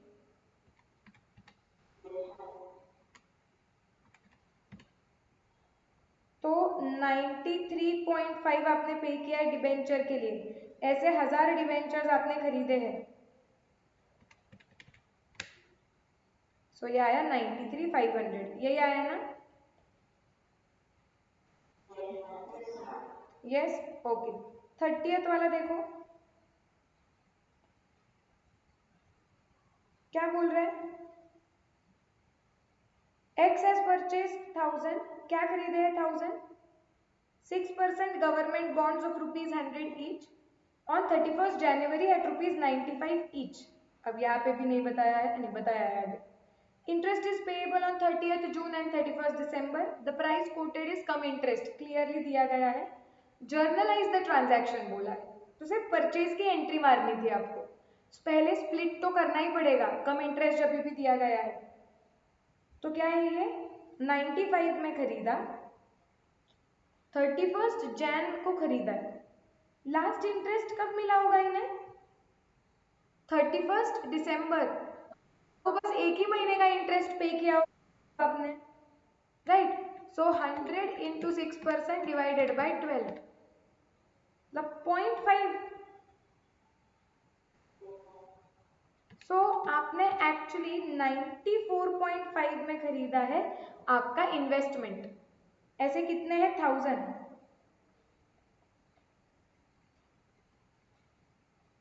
मतलब ये आ जाएगा 94,500 और ये आ जाएगा 500। यस और नो? अब एंट्री मारना तो काफी सिंपल है। क्या है? इन्वेस्टमेंट अकाउंट डेबिट 94,500, ये इंटरेस्ट हमारा कॉस्ट होता ही नहीं है, interest account debit 500 to bank account 95,000। Are we clear about this?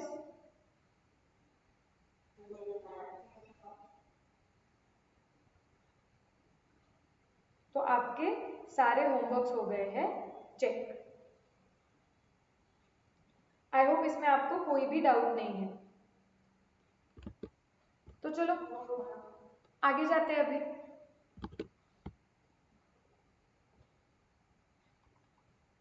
आ जाओ, मॉड्यूल पे आ जाओ, इलस्ट्रेशन 5 पे। 1 2 3 4 हो गए हैं हमारे, 5 पे आ जाओ।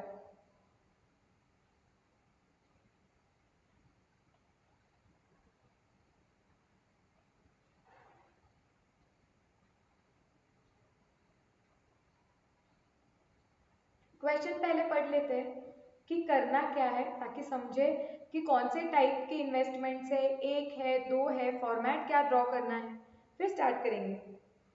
बोल रहे हैं on 1st April Rajat has already he has 50,000 equity shares of P limited at a book value, मतलब बुक में वो शेयर्स कितने वैल्यू पे दिख रहे हैं, ऑफ 15 पर शेयर।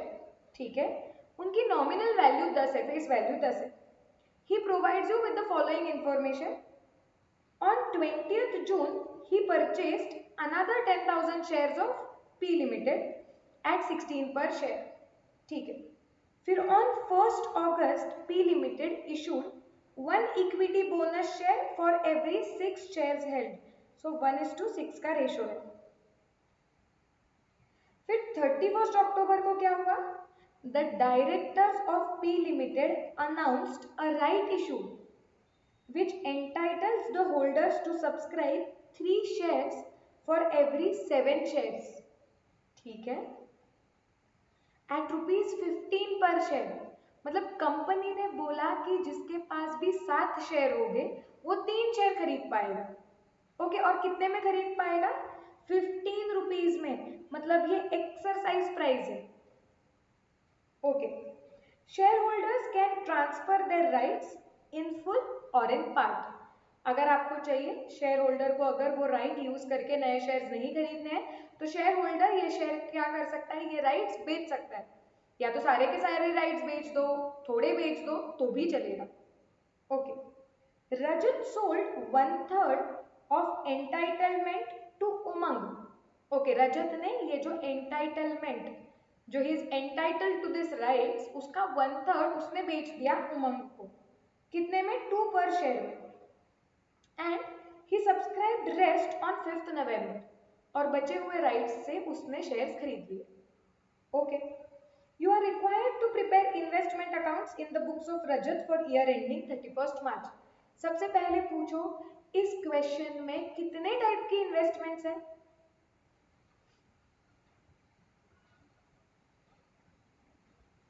डिबेंचर, पी का शेयर, एस का शेयर, जेड का share.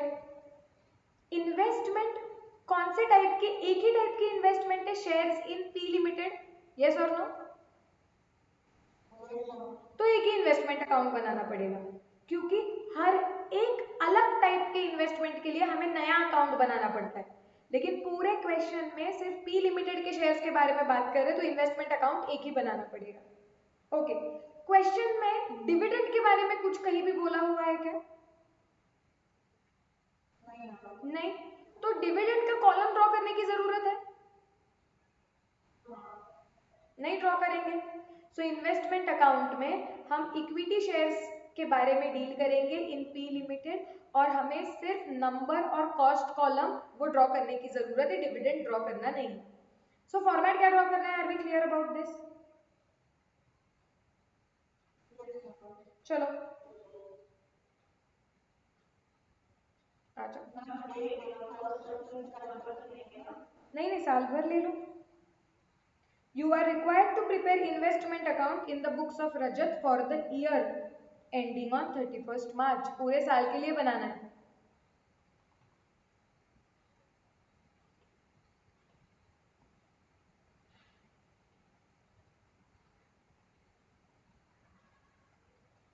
Okay okay.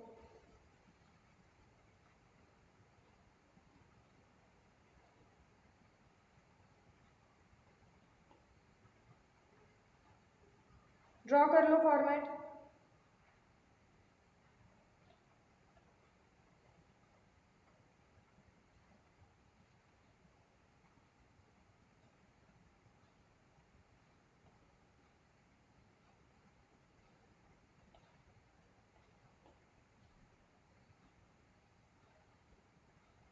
Date,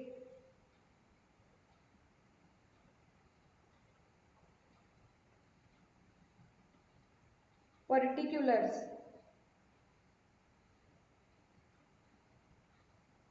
number,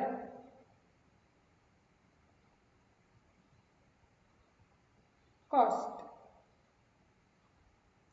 again date,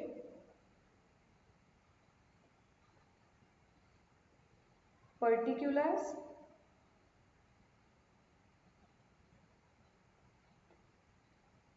number and cost.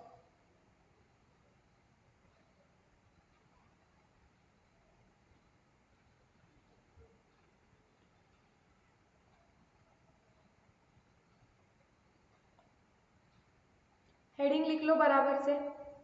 Heading में हम क्या लिखेंगे सबसे पहले,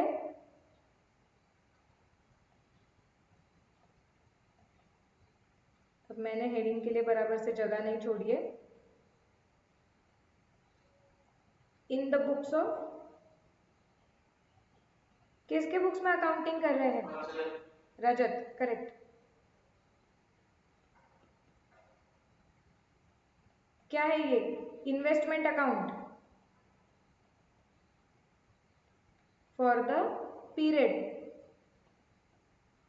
ended on 31st March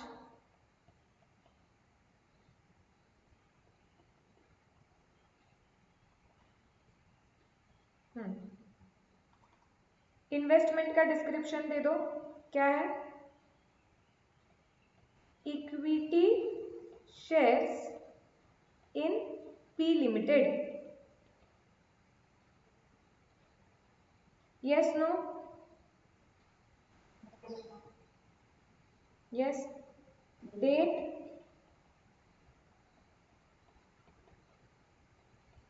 particulars, number, cost. Date, particulars, number, cost. हो गया फॉर्मेट ड्रॉ करके सबका?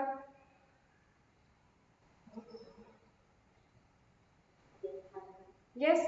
वापस से क्वेश्चन पूरा पढ़ने लगेंगे अभी, सेंटेंस बाय सेंटेंस, और अकाउंटिंग चालू करेंगे।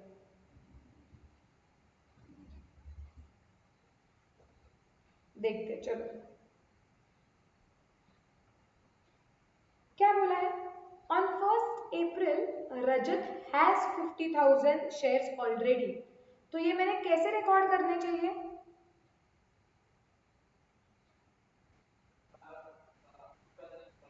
To balance brought down, correct. ये पिछले साल से बैलेंस लेके आए हैं हम, ये अभी खरीदे हुए नहीं है। सो लिखो वहां पे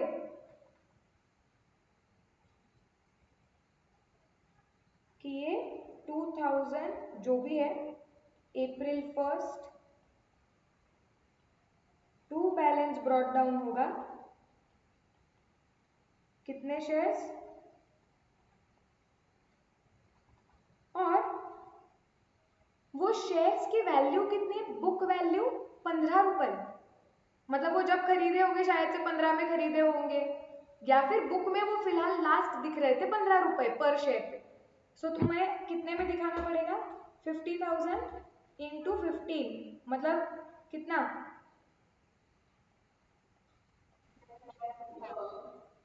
7,50,000। आ गए क्या इसके साथ?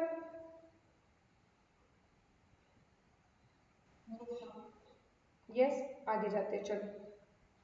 अब क्या बोला है नेक्स्ट, नेक्स्ट बोला है 20 जून को ही परचेस्ड अनदर शेयर्स 10,000 शेयर्स 16 रुपए में। Simple entry, investment account debit to bank. June 20 to bank account, कितने शेयर्स खरीदे, 10,000 16 रुपए में।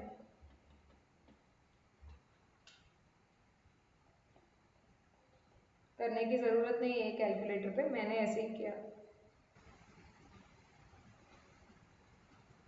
कितना आया, आ गया सबका, 1,60,000 लिख दिया।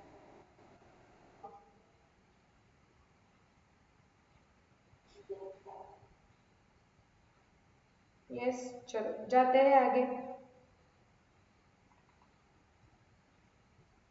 आगे क्या हुआ, 1 अगस्त को अभी ये पी लिमिटेड ने इशू किए इक्विटी बोनस शेयर्स, और क्या बोल रहे हैं कि हर 6 शेयर्स के पीछे तुम्हें एक बोनस शेयर मिलेगा।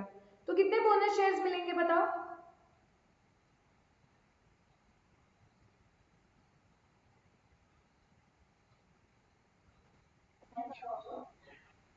सिंपल, हम अगर आप नंबर कॉलम देख लोगे तो जब बोनस अनाउंस हुआ है हमारे पास 60,000 शेयर्स है, तो अगर हर 6 शेयर के पीछे एक मिलता है तो 60,000 डिवाइडेड बाय 6 आपको कितने मिलेंगे, 10,000। डेट क्या है इसकी, August 1। कुछ एंट्री मारते हैं क्या हम, सिर्फ लिखते हैं हम to bonus shares, but this is no journal entry, सिर्फ नंबर्स लिखेंगे और 10,000, कॉस्ट तो कुछ भी नहीं आएगी। सिंपल लग रहा है इधर तक? यस, चलो आगे क्या बोल रहे हैं देखते हैं। On 31 October directors of P limited ने राइट अनाउंस किया, करेक्ट, विच एंटाइटल्स की सब्सक्राइबर क्या खरीद सकता है, it entitles to subscribe 3 shares for every 7 shares.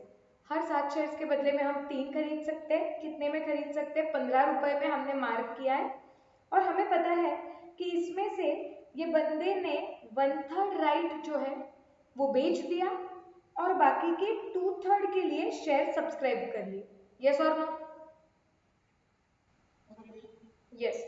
सो इसे कुछ राइट्स मिले हुए हैं, इस राइट्स में से कुछ राइट्स के उसने शेयर्स खरीद लिए और कुछ राइट्स उसने बेच दिए, करेक्ट। अब ये एग्जिस्टिंग इन्वेस्टर है, यस और नो, केस 1 हमारा। ओके, अब एग्जिस्टिंग बंदे को शेयर्स मिले हैं, राइट्स मिले हैं। अब अगर ये वो राइट्स के शेयर्स खरीद लेता है तो हमें देखने पड़ेंगे वो कितने शेयर खरीदता है, क्योंकि उसकी अकाउंटिंग एंट्री अलग होती है, और हमें ये देखना पड़ेगा कि वो कितने राइट्स बेच देता है, क्योंकि उसकी अकाउंटिंग एंट्री अलग होती है। तो एक बार वर्किंग नोट ले निकालते, देखते कि इसको एग्जैक्टली कितने राइट मिले, उसमें से कितने खरीदे कितने बेचे, क्या वैल्यू हुई, तो अकाउंटिंग समझेगा। चलो वर्किंग नोट बनाते हैं।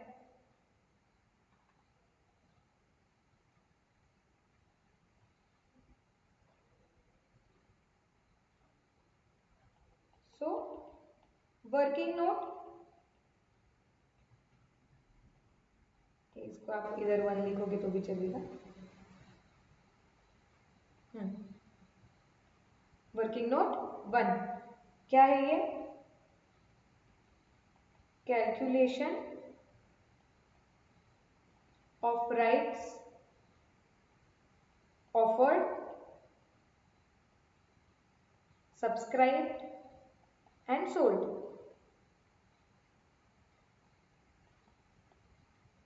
देखते तो मुझे बताओ राइट्स हमें ऑफर कितने हुए, कितने शेयर्स खरीदने का हमारे पास राइट है?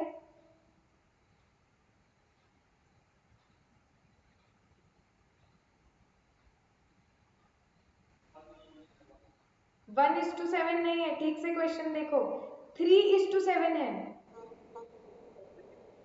राइट, सो मतलब हमारे पास टोटल शेयर्स कितने हैं? 50 +10 मतलब हमारे पास टोटल 70,000 शेयर्स है। इसे डिवाइड करेंगे 7 से और मल्टीप्लाई करेंगे 3 से, तो हमें कितने राइट्स मिल रहे हैं? ऑफर हो रहा है 30,000। यस, ये फिगर निकालने में किसी को डाउट? नो। अब इसका क्या हो रहा है? 1/3 इज सोल्ड। ओके, 30,000 का 1/3 कितना आता है? 10,000 हमने बेच दी, मतलब हमने खरीदे कितने हैं? 2/3 परचेस्ड और एक्सरसाइज्ड, मतलब वो कितने हैं? 20,000। Yes yes. अब ये देखते हैं कि इसका सेलिंग प्राइस कितना था। ये राइट्स कितने में बेचे हैं? 2 per share. No, read carefully. Rajat sold 1/3 of the entitlement to Umang for a consideration of ₹2 per share. जब राइट बेचे तो हर एक शेयर को खरीदने का राइट 2 रुपए में बेचा हुआ है। ओके, क्लियर है क्या ये?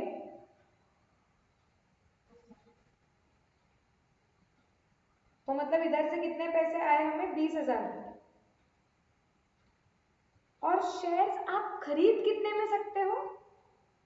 That is 15 rupees exercise price.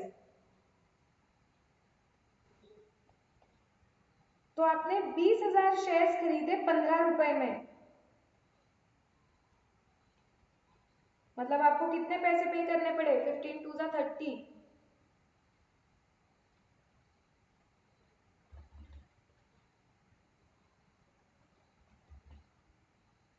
निकालो, मैं टाइम पास कर रही हूँ, तुमसे फिगर चाहिए मुझे।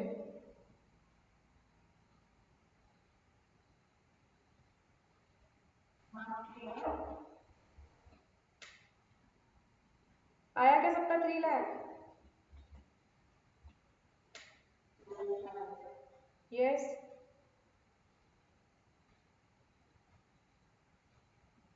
तो मतलब राइट्स बेच के कितने पैसे आए वो पता है, और राइट्स खरीदने मतलब शेयर्स खरीद के कितने पैसे पे करने पड़ेंगे वो निकल गया। अब क्या अकाउंटिंग एंट्री मारने के लिए तैयार है क्या हम? डेटा तो रेडी हो गया। Yes okay. अब देखते हैं कि जो भी राइट्स बेचे जाते हैं, ये जो 20,000 रुपए आए हैं, इसकी एंट्री क्या आएगी?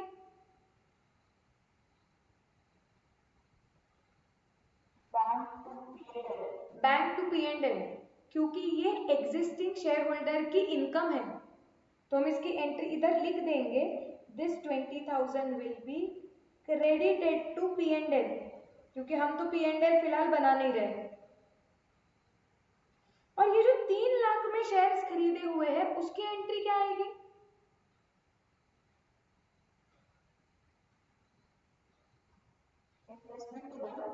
इन्वेस्टमेंट टू बैंक, अभी देखा चार्ट में। करेक्ट, सो हम इसकी एंट्री मार देंगे यहाँ पे। कौन सी डेट पे खरीद रहा है वो बंदा? 5 नवंबर।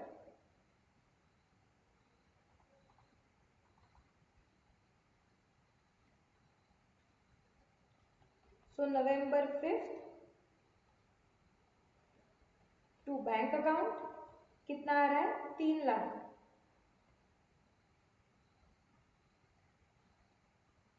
खत्म हो गया क्या सब? सेल वगैरह और कुछ आया ही नहीं है। क्वेश्चन खत्म हो गया। हम्म।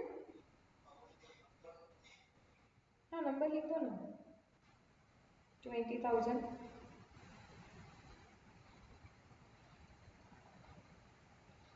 बाकी कुछ ट्रांजैक्शन सेल का वगैरह है ही नहीं। क्या हम ईयर एंड पे क्लोज कर सकते हैं क्या इसे अभी?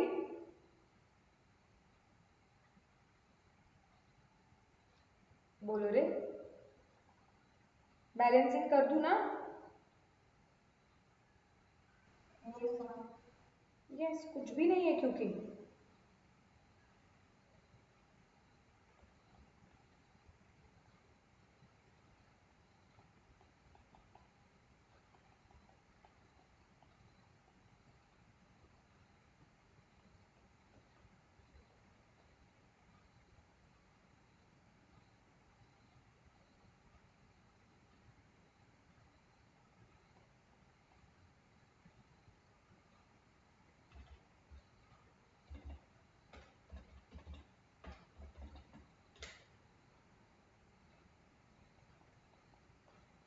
12,10,000 आ रहा है।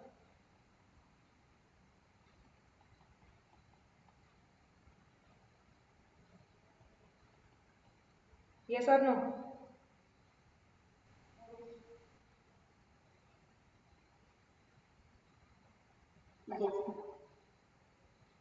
Is this question now absolutely clear everybody? Easy लग रहा है? पढ़ते वक्त राइट थोड़ा सा अलग लग रहा था, लेकिन सॉल्व करते वक्त कुछ है क्या? कंसेप्ट अगर समझ रहा है तो फटाफट होता है ये इन्वेस्टमेंट। तुम्हें पता है ये चैप्टर कितने मार्क्स देके जाता है? अराउंड 8 से 12 के रेंज में। 10 मार्क के लिए तो ये क्वेश्चन काफी बार आता है।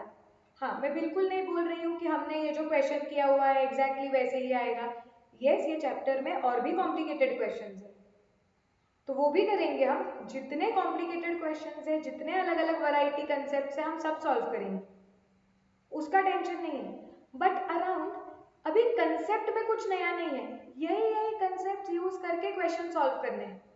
आपको समझ जाएगा, कंसेप्ट क्लियर है और प्रैक्टिस आप थोड़ा कर लो तो ये चैप्टर में गलत नहीं जाओगे, और ये 8 से 12 मार्क आपको देके जाएगा। ये हाथ के मार्क से ये कभी छोड़ने नहीं चाहिए। मुझे तो बहुत अच्छा लगता है ये चैप्टर, कंसेप्चुअल है, मस्त मार्क्स देके जाता है।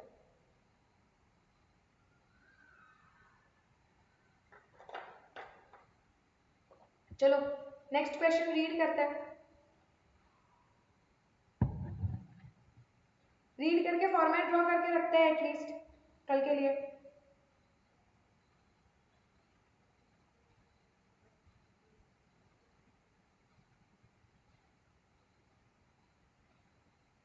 या देखते हैं तुम्हारे होमवर्क के लिए आने जैसा है क्या।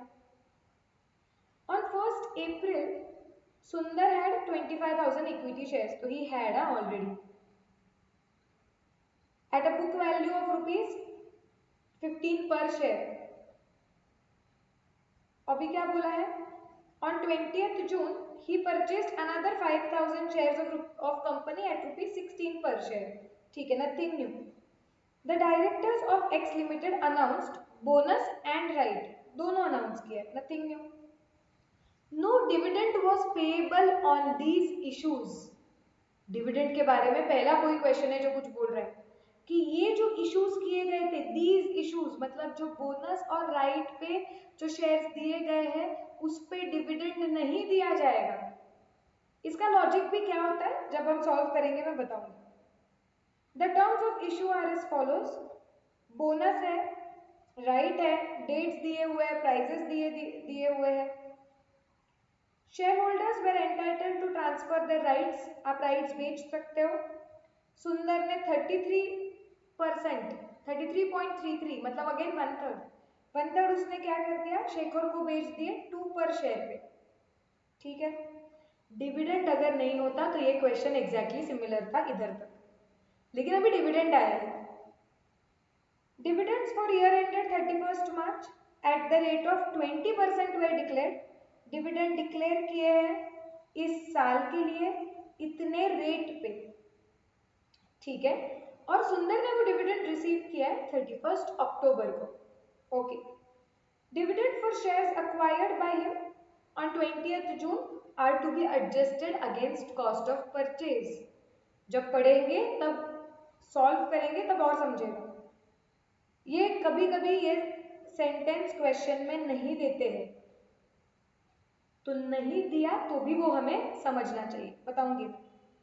15 नवंबर को सुंदर ने बेच भी दिए कुछ shares, 25,000 equity shares at a premium of ₹5 बोल रहे हैं। ठीक है। You are required to prepare in the books of Sundar. Sundar के बुक्स में हमें क्या बनाना है? इन्वेस्टमेंट अकाउंट बनाना है एंड P&L अकाउंट बनाना है। पहले इन्वेस्टमेंट अकाउंट का फॉर्मेट ड्रॉ करके रख सकते हैं क्या?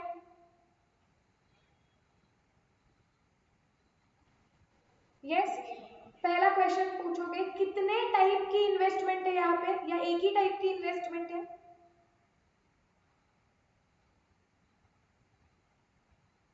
एक ही टाइप की इन्वेस्टमेंट है।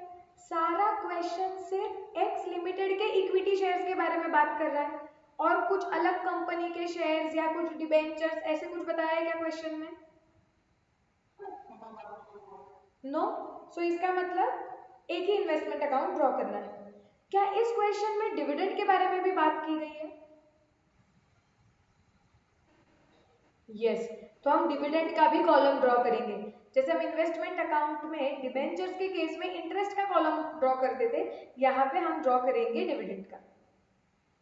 फॉर्मेट ड्रॉ करते हैं, P&L भी ड्रॉ करना है हमें, वो तो सिंपल होता है, टी फॉर्मेट में ड्रॉ कर लेंगे। चलो पहले फॉर्मेट रेडी रखो।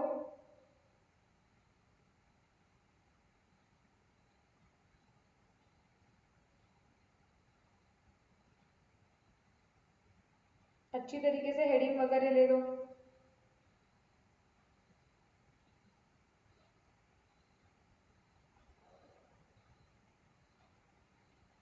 इन the books of Sundar limit, Sundar, Sundar ही था ना?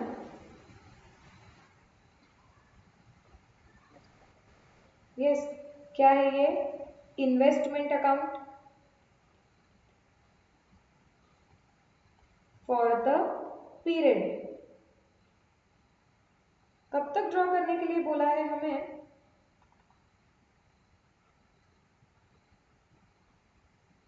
Assume books are closed on 31st December. देखा करो बुक्स कब क्लोज हो रहे हैं, 31st दिसंबर, और ये 1st अप्रैल है। ठीक है। And shares are valued at average cost, ये भी कुछ बताया हुआ है।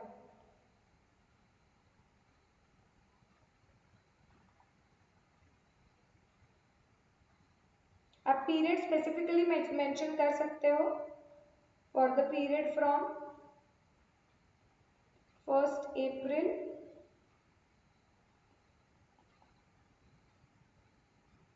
To 31st December.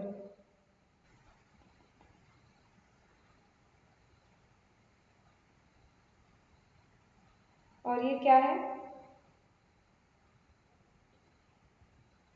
इन्वेस्टमेंट क्या है? Shares in X limited.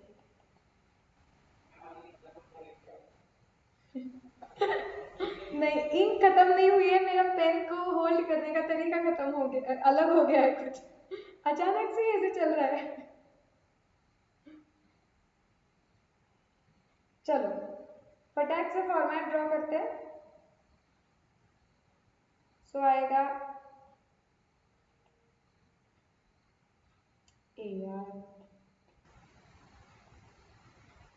Date, particulars, number, cost, dividend,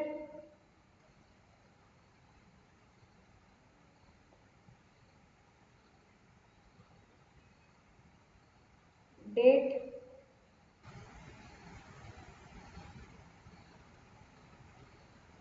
3D lines draw किए ना मैंने काफी।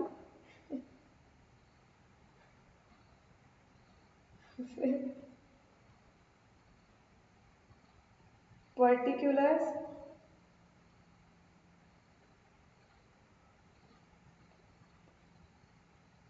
Number,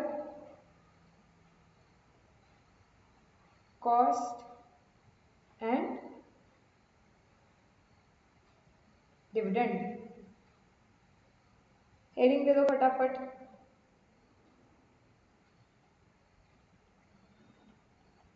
date,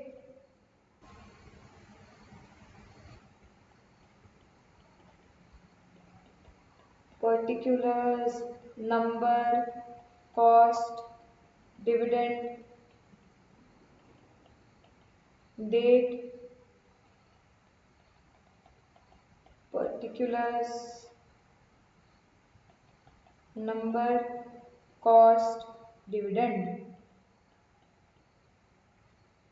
okay, format done सबका?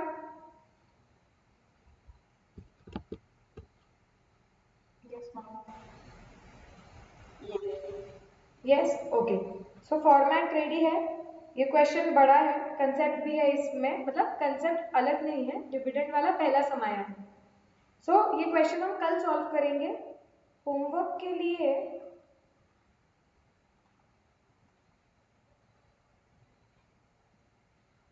एक सेकेंड,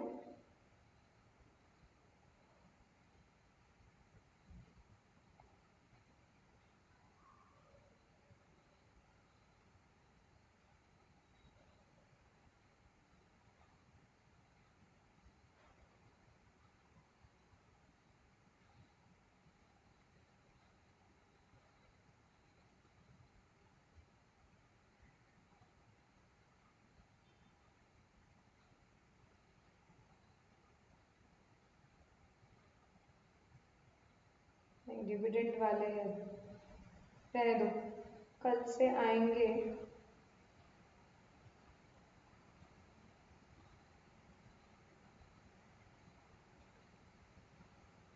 कल दे दूंगी, ठीक है।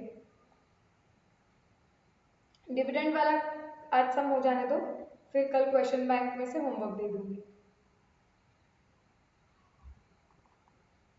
ठीक है। So will stop here for today. आज जो भी हमने राइट का किया है एक बार रिवाइज कर लेना, क्वेश्चन जो किया है वो कैलकुलेटर पे फटाक से सॉल्व कर लेना, और कल से लेक्चर्स और इंटरेस्टिंग लगेंगे क्योंकि सिर्फ सम सॉल्व करने हैं अभी। सो फटाफट कल टारगेट रखेंगे कि मॉड्यूल में से जितने भी स्टडी मटेरियल के क्वेश्चंस है वो सॉल्व करें, और फिर उसके बाद क्वेश्चन बैंक के सिर्फ यूनिक क्वेश्चन सॉल्व करेंगे, बाकी सब आपके प्रैक्टिस होमवर्क के लिए होंगे, सॉल्यूशंस प्रोवाइड किए जाएंगे। Shall we stop for today? Yes. चलो, bye.